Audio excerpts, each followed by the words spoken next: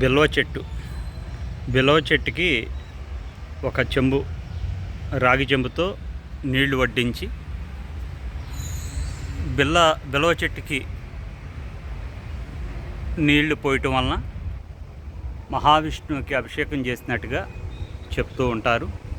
అలాగే బిల్వ చెట్టు లక్ష్మీ స్వరూపం. సాక్షాత్తు లక్ష్మీదేవి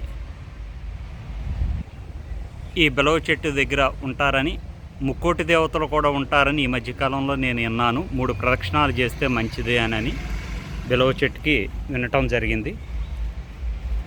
ఇలా భారతీయ సాంప్రదాయ ప్రకారం ప్రతి వృక్షంలో కూడా భగవంతుని స్వరూపం ఉంది. ముఖ్యంగా 4 గోడల మధ్యలో జీవితం గడుపుతూ ఉంటున్నారు ఎక్కువగా.